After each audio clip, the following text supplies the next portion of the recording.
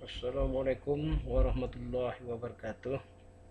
Selamat berjumpa lagi Bapak dan Ibu pada kesempatan diklat jarak jauh kali ini. Pada pembelajaran pada hari ini kita akan belajar tentang materi teknik analisis manajemen RKM dan keuangan. Pada mata pelajaran ini yang harus kita bahas ada 3 materi pokok dalam mata diklat ini. Yang pertama adalah teknik analisis manajemen atau yang kita kenal dengan TAM. Kemudian yang kedua adalah RKM, rencana kerja madrasah. Dan yang ketiga adalah pengelolaan keuangan. Baiklah Bapak dan Ibu, yang pertama sekali kita lihat teknik analisis manajemen atau TAM.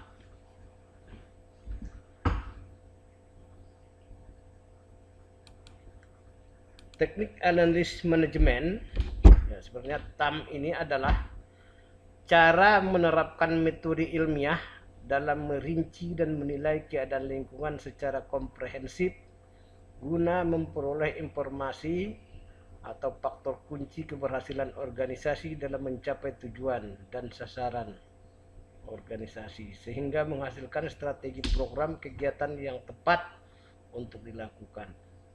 Bapak dan Ibu, untuk pembelajaran teknik analisis manajemen ini, Bapak dan Ibu sebagai leader di sekolah atau madrasah, ketika mengambil suatu keputusan atau mengambil suatu kebijakan, untuk menerapkan kebijakan tersebut Bapak dan Ibu harus mengkajinya terlebih dahulu secara komprehensif dan matang. Dalam menganalisis sebuah kasus atau barangkali sesuatu yang ingin Bapak dan Ibu kerjakan di sekolah atau di madrasah, seharusnya Bapak dan Ibu melakukan terlebih dahulu analisis atau kajian-kajian yang mendalam. Kalau kita berbicara mengenai analisis, banyak sebenarnya jenis-jenis alat analisis yang bisa Bapak dan Ibu gunakan. Yang pertama adalah jenis SWOT. Kemudian yang kedua ada post file analysis. Kemudian yang ketiga brainstorming. Yang keempat adalah diagram pohon. Kemudian yang kelima diagram fishbone. Yang keenam adalah model kausal. Ya, ada di sini ada 15 macam jenis-jenis alat analisis yang bisa Bapak dan Ibu gunakan. Nah, yang pertama sekali Bapak dan Ibu, pada kesempatan ini kita hanya menggunakan analisis sebuah permasalahan dengan menggunakan analisis SWOT.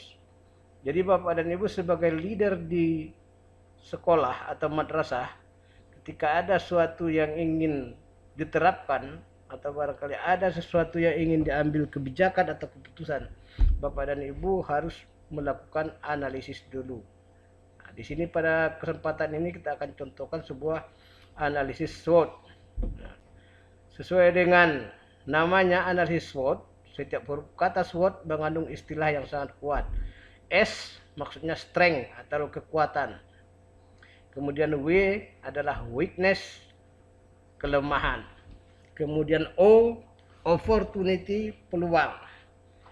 Kemudian T adalah threat atau ancaman. Bapak dan Ibu, di lingkungan sekolah yang Bapak dan Ibu kelola, pasti ada elemen-elemen kekuatan. Pasti ada elemen-elemen kelemahan sekolah Bapak dan Ibu. Dan juga pasti ada peluang-peluang yang bisa diraih oleh sekolah atau madrasah Bapak dan Ibu. Kemudian ada ancaman, baik itu ancaman dari luar maupun ancaman dari dalam. Matriks SWOT merupakan sebuah alat dalam memetakan potensi dan kekurangan sekolah untuk membantu para pengambil keputusan dalam mengembangkan 4 jenis strategi, yaitu strategi yang Bapak dan Ibu gunakan, boleh nanti Bapak dan Ibu boleh pilih apakah yang dia menggunakan strategi SO, strength, opportunity atau kekuatan peluang. Kemudian yang kedua adalah strategi WO, kelemahan peluang. kemudian strategi ST, kekuatan ancaman, kemudian strategi WT, kelemahan ancaman. Strategi SO memanfaatkan kekuatan, strength, kekuatan, memanfaatkan kekuatan internal sekolah untuk menarik keuntungan dari peluang eksternal. Semua kepala sekolah tentunya menginginkan sekolah mereka berada pada posisi di mana kekuatan internal dapat digunakan untuk mengambil keuntungan dari berbagai tren dan kejadian eksternal. Itu yang dikatakan dengan strategi SO. Kemudian strategi WO bertujuan untuk memperbaiki kelemahan internal dengan cara mengambil keuntungan. Memperbaiki kelemahan dengan mengambil keuntungan dari peluang eksternal. Kadang-kadang peluang besar muncul tetapi sekolah memiliki kelemahan internal yang menghalanginya. Memanfaatkan peluang tersebut. Kemudian ada strategi ST, menggunakan kekuatan untuk menghindari atau mengurangi dampak ancaman eksternal. Hari ini bukan berarti bahwa suatu sekolah yang kuat harus selalu menghadapi ancaman secara langsung di dalam lingkungan eksternal. Dan yang terakhir adalah strategi WT, merupakan taktik defensif yang diarahkan untuk mengurangi kelemahan internal serta menghindari ancaman eksternal. Bapak dan Ibu, dari keempat strategi tadi, Bapak dan Ibu ketika mengambil suatu kebijakan atau keputusan dalam sekolah harus melakukan analisis. Kajilah peluang-peluang, kemudian juga kelemahan-kelemahan, kemudian juga kekuatan-kekuatan dan ancaman-ancaman. Bapak dan Ibu data, petakan, sehingga Bapak dan Ibu setelah bisa memetakan keempat aspek tersebut, yaitu kekuatan, kelemahan, peluang, dan ancaman, Bapak dan Ibu akan bisa menggunakan strategi mana yang akan dimanfaatkan. Strength, kekuatan, contohnya umpamanya seperti motivasi guru. Kemudian kalau kelemahan, ya, sebagian besar tenaga guru masih berstatus honorer.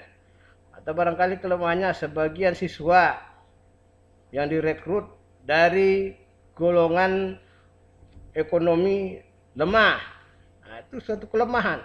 Atau barangkali sekolah masih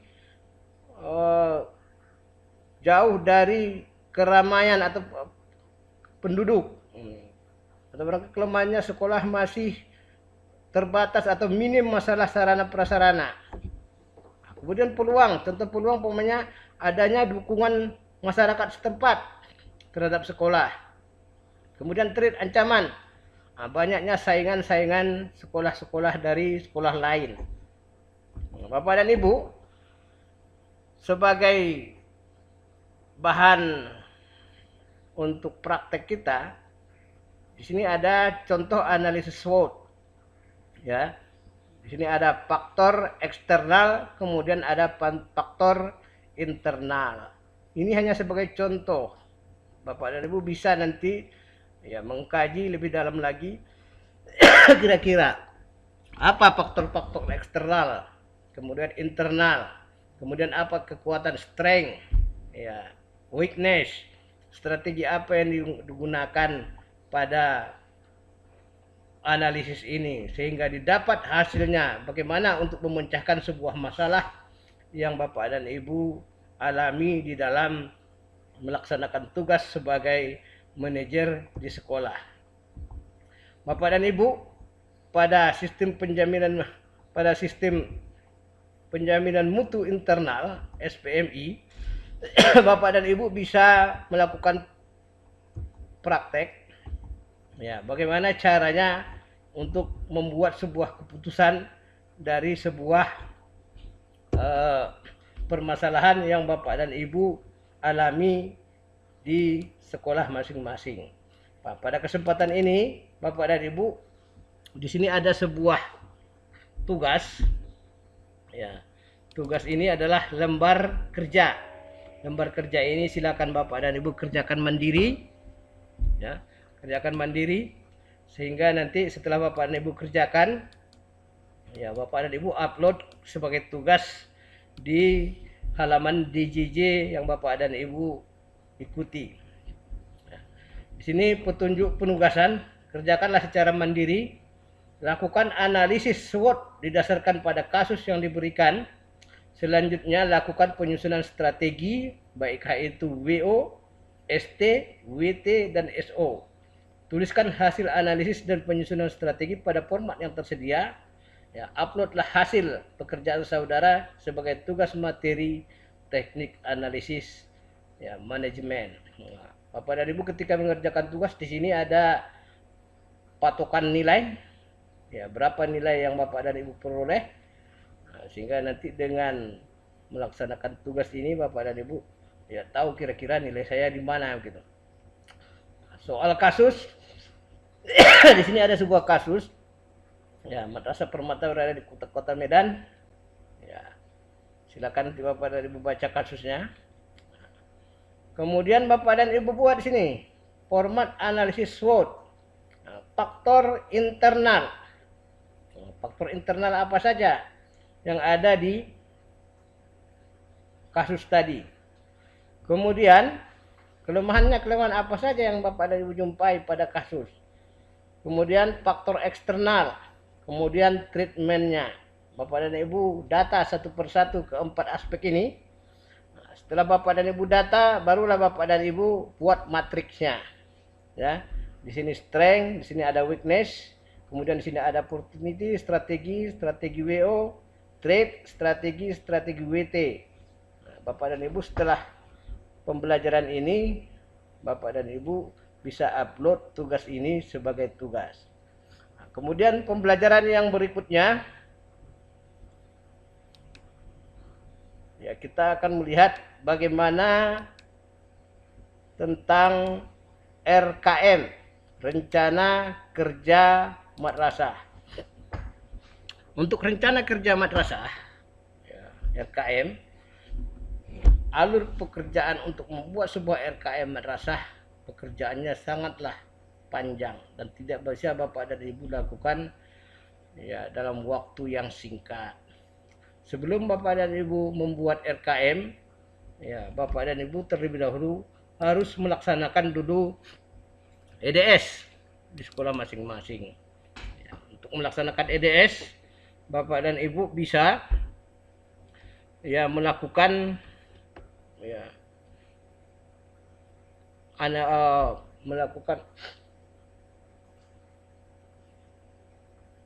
melaksanakan instrumen EDS di sekolah, di mana instrumen ini ada dua macam nantinya. Yang pertama adalah instrumen dalam bentuk software, kemudian yang kedua adalah instrumennya dalam bentuk Word. Untuk melaksanakan EDS, Bapak dan Ibu nanti di sini ada yang dalam bentuk software. Bapak dan Ibu nanti harus melakukan atau mengisi software ini terlebih dahulu, sehingga nanti Bapak dan Ibu bisa mendapatkan bagaimana profil mutu dari sekolah Bapak dan Ibu. Ya, profil mutu dari sekolah Bapak dan Ibu. Di sini ada pada software ini ada di sini data referensi. Nah, ini yang dikatakan data referensi. Nah, kemudian ada data umum. Nah, kemudian ada daftar isian, kemudian isian data standar. Ya, semuanya nanti Bapak dan Ibu isi sesuai dengan kondisi sekolah Bapak dan Ibu. Kemudian di sini ada angket kepala sekolah. Ya, angket kepala sekolah. Kemudian di sini ada angket guru.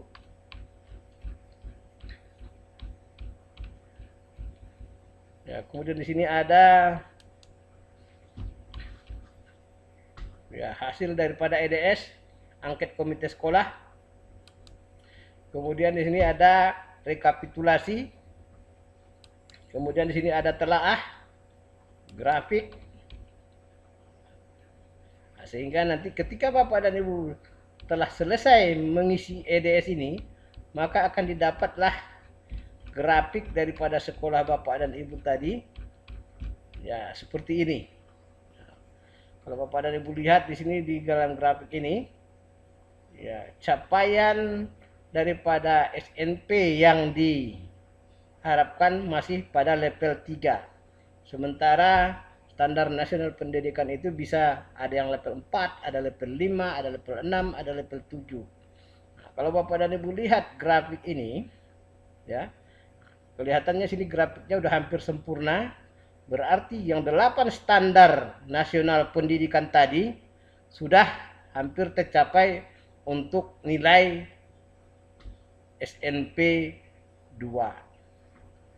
Ini yang dikatakan dengan aplikasi atau software untuk melaksanakan EDS. Di samping software ini, ada juga di sini yang dikatakan dengan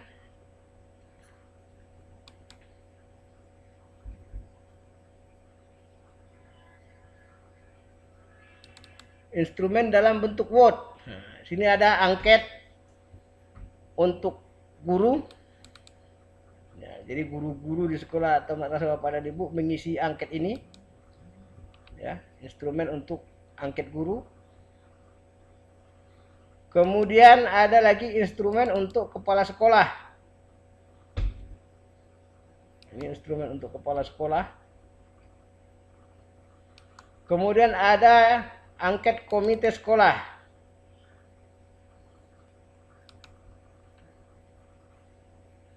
Oke, instrumen untuk evaluasi diri, ya, komite sekolah.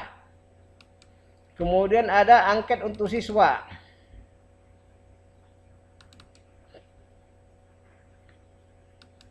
Ya, angket untuk siswa. Oke, kemudian ada yang berikut, instrumen telaah silabus. Seluruh angket ini sebelum Bapak dan Ibu melaksanakan EDS harus di-print dan dibagikan kepada masing-masing sesuai dengan tugas pokok dan fungsinya. Setelah instrumen ini terisi semua, barulah hasil daripada angket ini dimasukkan ke dalam software. Sehingga software tadi akan terisi. Dengan terisinya software tadi, mulai dari standar isi, standar SKL, yang 8 standar tersebut, maka nanti hasil akhirnya Bapak dan Ibu akan mendapatkan grafik seperti ini. Grafik ini untuk setiap sekolah pasti akan berbeda-beda sesuai dengan apa yang sudah Bapak dan Ibu kerjakan dan apa yang sudah Bapak dan Ibu lakukan di sekolah. Bapak dan Ibu, dengan adanya grafik ini, inilah yang dikatakan bahwa profil mutu sekolah Bapak dan Ibu bisa dilihat dari grafik ini sampai di mana pencapaian 8 standar nasional pendidikan yang sudah Bapak dan Ibu laksanakan di sekolahnya masing-masing. Setelah pelaksanaan EDS ini selesai, Bapak dan Ibu harus mengisi lagi yang dikatakan dengan rekomendasi. Jadi dari hasil EDS ini bisa nanti Bapak dan Ibu tuangkan ke dalam tabel ini. Kemudian komponen, subkomponen, standar maksimal yang diharapkan, standar yang dicapai, problemnya apa, solusinya apa. Sehingga solusi inilah nanti yang akan menjadikan Bapak dan Ibu membuatkan sebuah program untuk 8 standar nasional tadi. Sehingga nanti semua yang Bapak dan Ibu tuangkan 8 standar tersebut akan terkumpul di sini solusi-solusi untuk mengembangkan daripada madrasah yang Bapak dan Ibu kelola. Setelah ini tabel tadi Bapak dan Ibu isi, maka Bapak dan Ibu selanjutnya akan membuat rekomendasi. Rekomendasi dari setiap 8 standar. Contoh di sini ada standar isi. Ada standar isi setelah melaksanakan EDS, datanya adalah guru belum memahami pengembangan kurikulum. Rekomendasi kegiatan perlu sosialisasi tentang pengembangan kurikulum. Ya, sasarannya guru, targetnya 2 hari, indikator keberhasilan guru dapat mengembangkan kurikulum. Outputnya adalah dokumen kurikulum, outcome-nya adalah pembelajaran semakin baik. Seluruh permasalahan-permasalahan yang Bapak dan Ibu jumpai ketika melaksanakan EDS, tuangkan ke dalam format ini. Dan format inilah yang dikatakan yaitu dengan analisis ya program untuk melaksanakan RKM. RKM di sekolah Bapak dan Ibu. Ketika ini Bapak dan Ibu tuangkan ke dalam sebuah dokumen, maka akan muncullah sebuah dokumen ya, kumpulan daripada program-program untuk meningkatkan kualitas sekolah, dan program kumpulan-kumpulan inilah yang dikatakan dengan istilah RKJM, Rencana Kerja Jangka Menengah, yang biasanya durasi lamanya adalah selama 4 tahun selama kepemimpinan kepala sekolah. Karena kepala sekolah itu jabatannya kan hanya 4 tahun.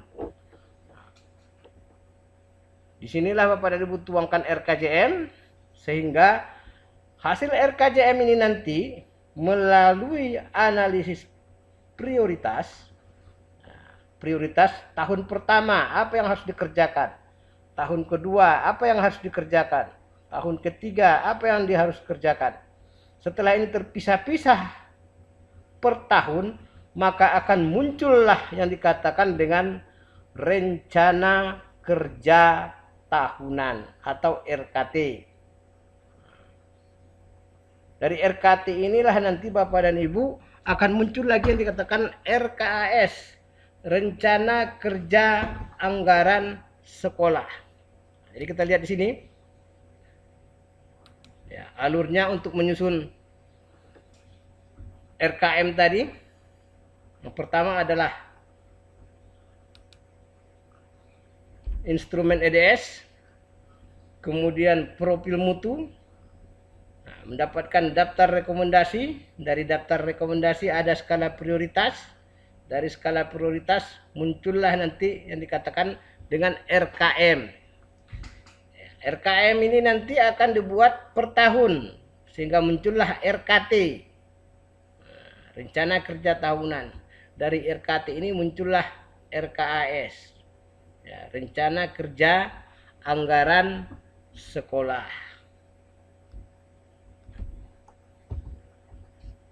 Rencana Anggaran Sekolah. Nah, kemudian kalau Bapak dan Ibu lihat RKT, bagaimana caranya menyusun RKT tersebut?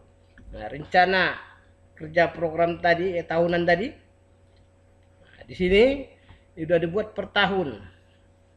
Program untuk tahun 2018, apa programnya? Kegiatannya apa? Penanggung jawabnya siapa? Kemudian untuk 2019, kegiatannya apa? Penanggung jawabnya siapa? Inilah yang dikatakan untuk menentukan skala prioritas tadi.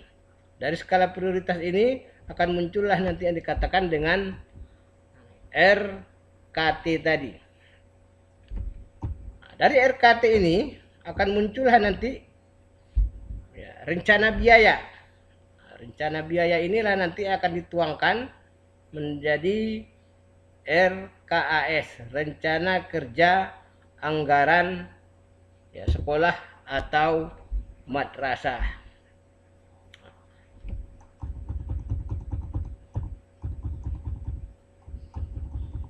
Di sini Bapak dan Ibu lihat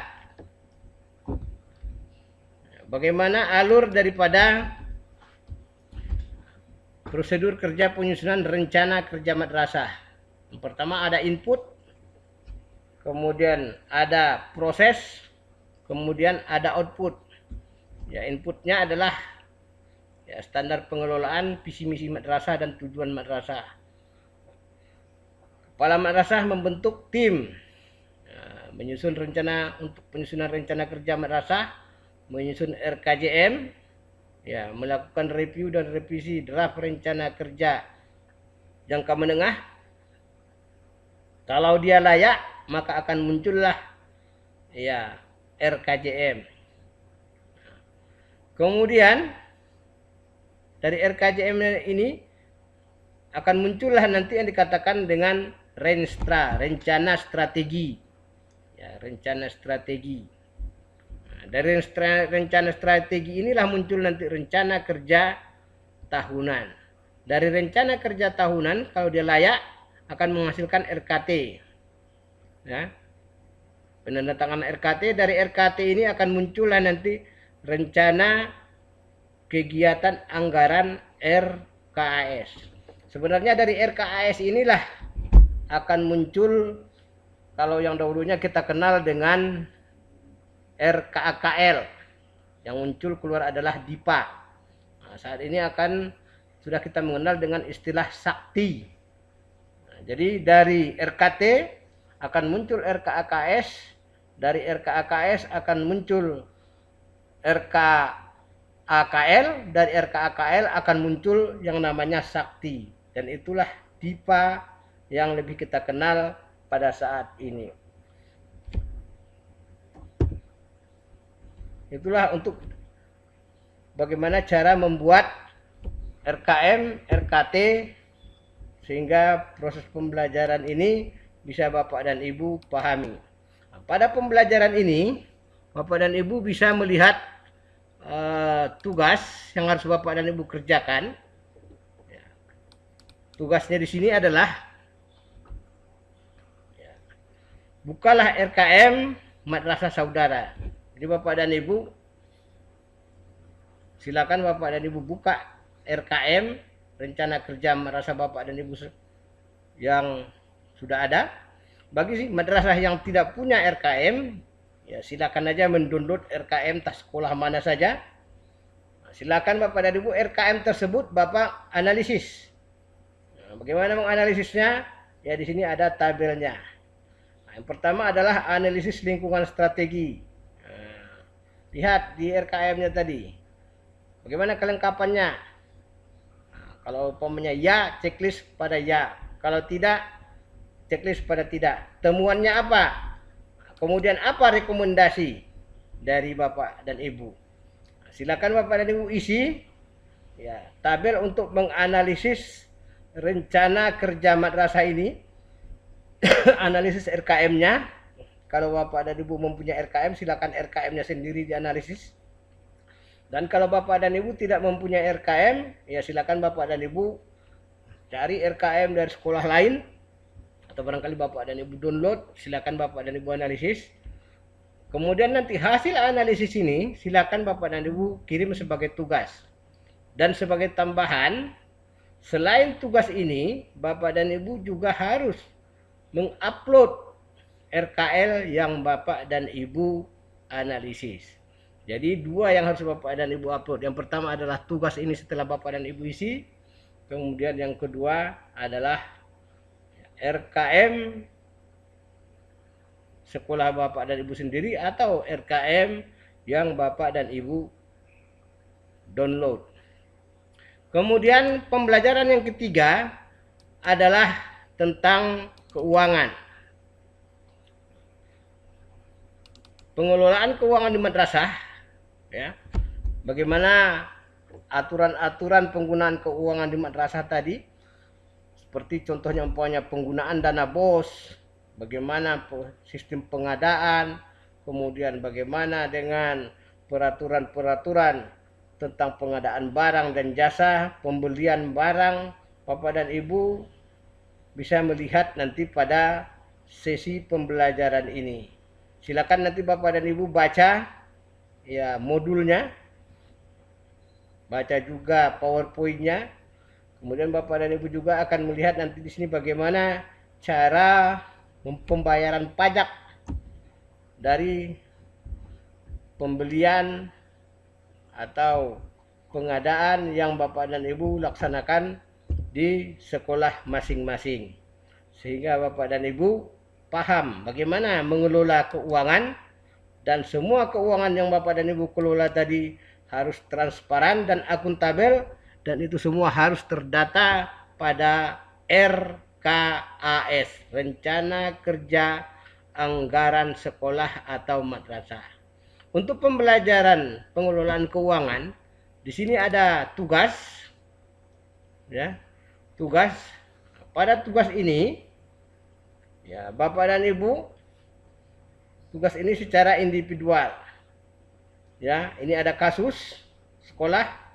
Nah, kemudian Bapak dan Ibu cukup menjawabnya di sini. Prinsip keadilan. Kegiatan apa yang Bapak dan Ibu prinsip keadilan dalam hal pengelolaan keuangan. Kemudian efisien. Apa contohnya prinsip efisien tadi? Kegiatannya apa? Kemudian transparan. Bapak dan Ibu buat contoh kegiatannya. Silakan Bapak dan Ibu kerjakan tugas ini, dan setelah Bapak dan Ibu selesai mengerjakan tugas ini, silakan Bapak dan Ibu upload ke pelaksanaan DJJ kita. Jadi Bapak dan Ibu untuk mata diklat ini, ya ada 3 materi yang Bapak dan Ibu buat tugasnya. Yang pertama adalah teknik analis manajemen, kemudian yang kedua adalah rencana kerja madrasah, dan yang ketiga adalah tentang keuangan. Silakan Bapak dan Ibu bekerja. Bila ada hal-hal yang tidak Bapak dan Ibu pahami atau kuasai, silakan nanti Bapak dan Ibu bertanya pada sesi classroom meeting. Demikian saja video ini saya buat. Mudah-mudahan video ini bermanfaat bagi Bapak dan Ibu dan bisa Bapak dan Ibu memahaminya pembelajaran ini. Sekian, terima kasih. Assalamualaikum warahmatullahi wabarakatuh.